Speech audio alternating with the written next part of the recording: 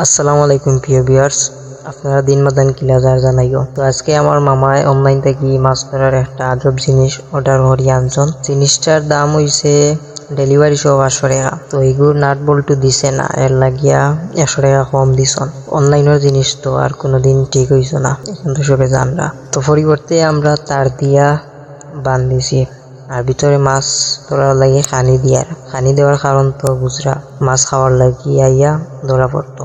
সপ্তাহ শেষ হওয়ার পরে আমি আর মামা যাইয়ার একটা ফাতানিত। আমরা বাড়ির পাশে একটা পুকুর আছে, আমার বাড়ি বলতে আমার নানা বাড়ি আর কি। ও পুকুরে একটা ফাতানি যাইয়ার আর কি।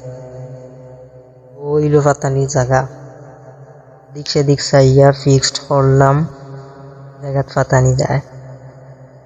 তার মাঝে একটা দড়ি বান্ধিয়া পুকুরের মাঝখানে ছাড়লাম। আস্তে আস্তে পানি নিচে যার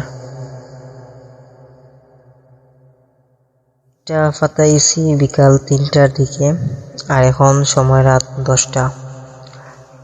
হাতে একটা লাইট আর বালতি নিয়ে আমি আর মামা রওনা দিলাম সেই আজব জিনিসটা তুলিয়ে আনার লাগে। দেখা যাক মাছ ধরা পড়ছে কিনা।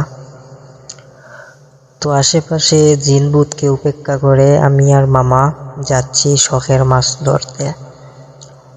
আপনারা মনে মনে দোয়া করক্কা মাছ পাইতাম যেন। বড় আশা করি মামার জিনিসটা আনছন। যদি মাছ না পাওয়া যায় তো অনলাইন থেকে বিশ্বাস আবার উঠে যাব।